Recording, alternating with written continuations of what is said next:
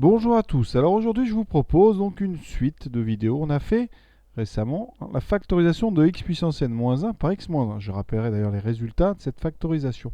Et on va se servir de ça pour factoriser quelque chose d'un petit peu plus compliqué, x puissance n moins a puissance n.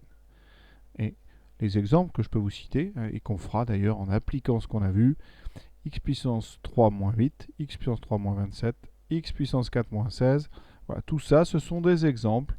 Par exemple, x3 moins 8, vous voyez ici, c'est x3 moins 2 au cube. Et ça, on va apprendre à le factoriser.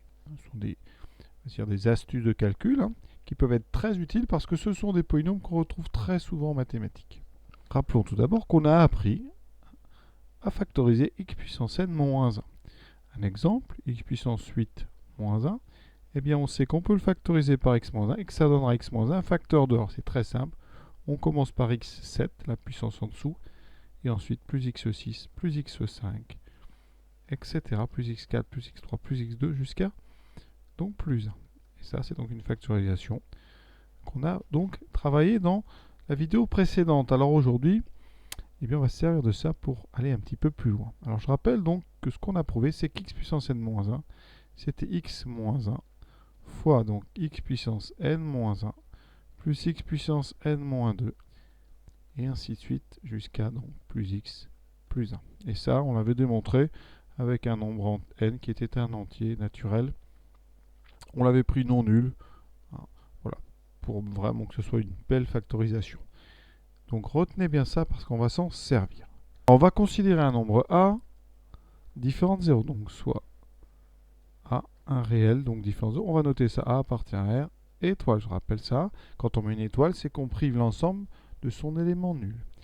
Ensuite, ici, on va partir du nombre x puissance n moins a puissance n. Puisque a est non nul, je vais pouvoir factoriser par a puissance n. Et ça donne x puissance n sur a puissance n moins 1. Et là est l'astuce. On va utiliser une propriété des puissances.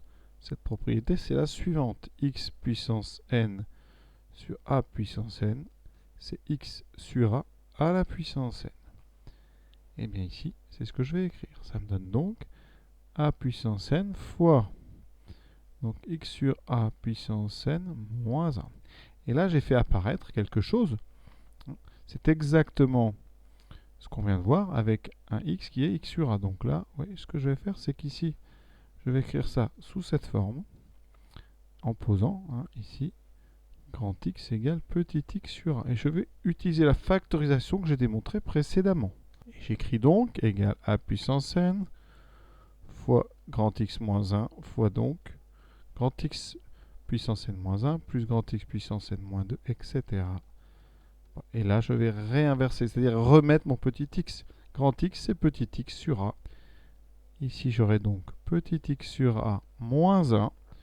Et là, je remplace, ça me donne donc petit x sur a puissance n moins 1 plus petit x sur a puissance n moins 2 et jusqu'à petit x sur a plus 1. Vous voyez, toute la subtilité, c'est d'utiliser ce qu'on a démontré sur grand X qui sera petit x sur a. Alors là, il va y avoir de la manipulation un petit peu technique. Tout d'abord, ici, le a puissance n, je vais le séparer en deux. Je vais le séparer en a fois a puissance n moins 1. Ça, c'est important. Quand on a une puissance n, eh bien, c'est en fait une puissance n moins 1 plus 1. Et je peux séparer en a fois donc n moins 1, et a puissance n moins 1 fois a puissance 1, c'est-à-dire a fois a puissance n moins 1. Pourquoi je fais ça? Parce que je vais prendre le a et je le mettrai après dans la première parenthèse. Voilà. Ensuite, dans la deuxième parenthèse, j'enlève les petites parenthèses. Donc ici, je vais distribuer les puissances. X sur a puissance n moins 1, c'est x puissance n moins 1 sur a puissance n moins 1. Ce n'est pas un exercice facile, bien sûr. C'est normal que ça vous paraisse compliqué. Ensuite, x sur a plus 1. Et maintenant, je vais, envoyer le premier facteur a avec la première parenthèse, donc dans le troisième facteur, et ici celui-là, je vais l'envoyer dans le quatrième facteur. Et donc, si je multiplie x sur a moins 1 par a, j'aurai donc a multiplié par x sur a moins a. D'accord? Ce qui se simplifiera après, je simplifie par a, il me restera x moins a. Ensuite, dans l'autre parenthèse, je vais tout multiplier par ici a puissance n moins 1. Donc j'aurai x puissance n moins 1 sur a puissance n moins 1 fois a puissance n moins 1. Et pareil pour chaque terme de ma parenthèse va être multiplié par a puissance n moins 1. Donc, vous allez voir qu'il va y avoir beaucoup de simplifications. Et le dernier terme, ça sera une fois a puissance n moins 1. On y est presque là. Dans ma parenthèse, vous voyez, ici, on a des simplifications. Ça et ça se simplifie. Il me reste uniquement x puissance n moins 1. Par contre, dans le deuxième terme, j'ai a puissance n moins 2 et ici j'ai a puissance n moins 1. Donc si je simplifie, il va me rester un a en haut. Effectivement, je vais détailler ça. A puissance n moins 1 sur a puissance n moins 2. Ici, a puissance n moins 1, c'est a fois a puissance n moins 2. Dans n moins 1, il y a un terme de plus que dans un facteur de plus que dans n moins 2. On simplifie, il me reste a. On écrit, donc là, j'aurai plus a fois xn-2. Dans le troisième terme, j'aurai, alors je vais l'écrire parce que ça permettra de comprendre, j'ai du xn-3, dessous j'ai du an-3, et je multiplie par a puissance n-1. Vous voyez qu'il y aura 2a de trop en haut, donc il va me rester plus a carré xn-3. Vous avez compris, les puissances de a vont augmenter et les puissances de x vont baisser. À la fin, le dernier sera donc a puissance n. Ici, alors, vous voyez, la puissance de x va être 1 et la puissance de a. La dernière sera a puissance n-1. Donc ici, j'aurai a puissance n-2. Alors, on va appliquer ça tout de suite parce que ça, c'est le résultat. Et avant de l'utiliser, je vais le démontrer en prenant une valeur pour n. Par exemple, si j'avais pris x4 moins a4, ça aurait donné quoi? Donc, je factorise par a4. J'aurais eu x4 sur a4, d'accord, moins 1. Deuxième étape, j'aurai x sur a puissance 4 moins 1. J'applique la propriété qu'on a vue précédemment. J'aurai eu donc a4 fois donc x sur a moins 1. J'applique ça en remplaçant x par x sur a. Et ensuite, donc x sur a puissance 3 plus x sur a puissance 2 plus x sur a plus 1. Et maintenant, je vais, donc ce a puissance 4, je le sépare en 2, je le sépare en a puissance 3, multiplié par a. Je vais mettre le a dans la première parenthèse, j'obtiendrai donc x sur a fois donc x moins a, et le a3 dans la deuxième. Dans la deuxième, j'aurai x3 sur a3 fois a3, plus x2 sur a2 fois a3, plus x sur a fois a3, plus a3. On simplifie. Il va me rester donc x moins a, et dans les parenthèses, vous voyez, ici les a3 se simplifient, donc là il me reste x3. Là, a3, a2, il va me rester juste a, donc il me reste plus a fois x2. Ici, a3 sur a, il va me rester a carré x plus a3. Ouais, c'est assez simple finalement. Et on va l'appliquer maintenant à des exemples. x3 moins 8, commençons par celui-là. x3 moins 8, c'est donc x3 moins 2 au cube. J'applique donc la propriété pour a égale 2 et n égale 3.